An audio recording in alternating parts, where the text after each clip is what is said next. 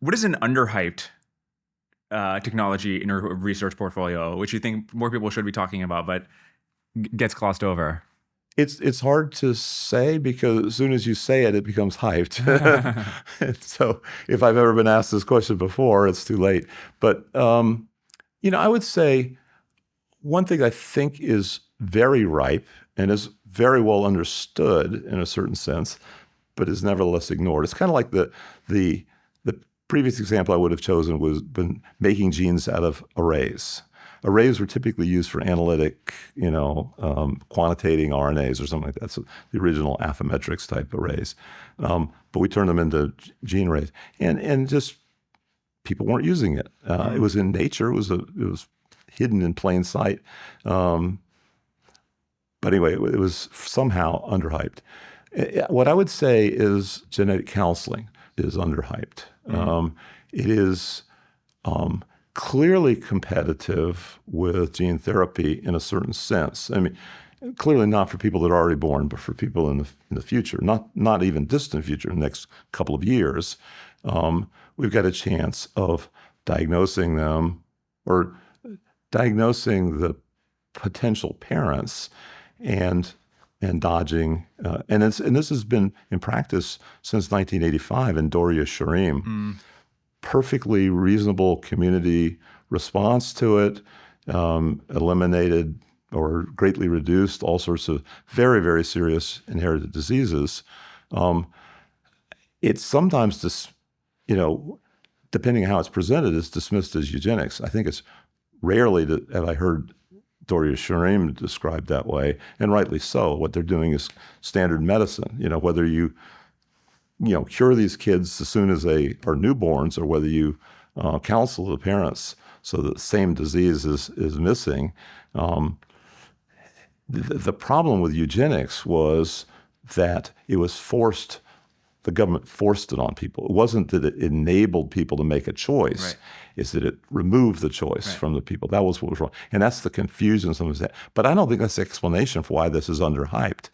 I think it's people, when they're dating, they're not thinking about reproduction necessarily.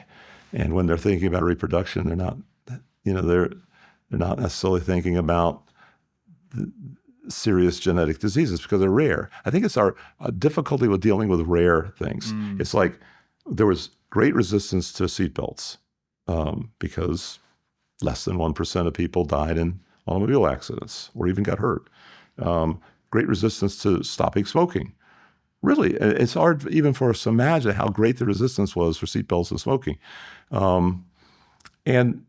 But eventually we got over it. I think this is a similar thing, which is that only 3% of children are severely affected by genetic diseases, and they feel like, well, I'm not that unlucky. I'm in the 97%, right? 97% of those were your odds of winning, Right. at the horse races or at the casino. You'd take them. 97% of winning, good. But with when a child's future is at risk, I think that's it's not the right solution. And the other thing is, I think it has to do with the trolley problem. It's like if you don't influence it, it's not your fault. But actually, everything is your fault.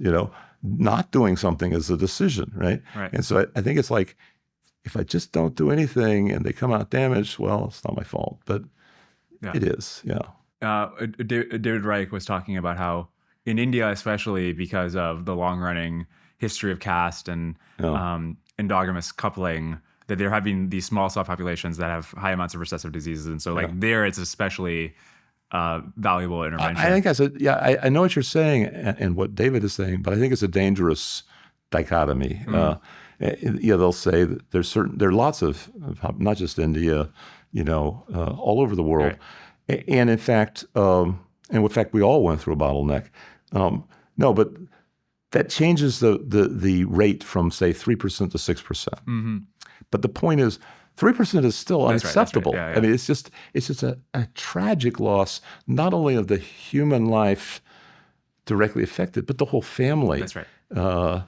Is very often one or both parents have to quit their job and spend full time like caregiving and fundraising because these are very expensive diseases as well.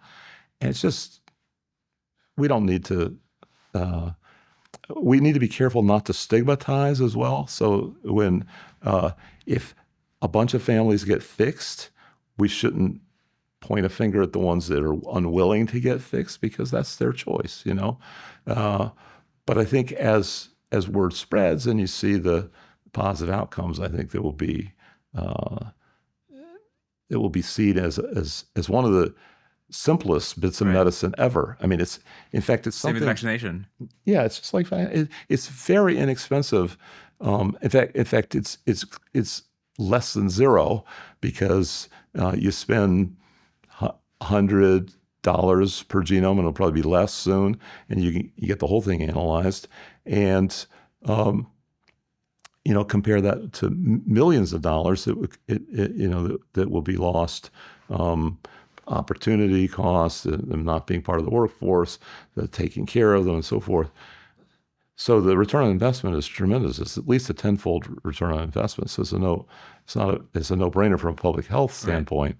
Right. We should be able to pay for this through national health services in England, through insurance companies in the United States, and it turns the insurance companies from being the bad guys that they're like snooping in on your personal life and then raising your rates to, they're giving you this free information and you can do with it as you wish. Right. And you could, if you take the advice, then you save them millions of dollars. Right. Do you think genetic counseling is a more important intervention, or even in the future will continue to have a bigger impact than even gene therapy for these monogenic? Oh, absolutely. Yeah. I've actually counseled my gene therapy companies that they should be investing in very common diseases, because rare diseases have this genetic counseling solution, with the exception of spontaneous mutations and dominance, which probably are IVF clinic type solutions rather than, but the rare recessives can be handled at matchmaking and at every level. Anyway, I counsel my genetic therapy companies that they should invest in common diseases like age-related diseases and infectious diseases.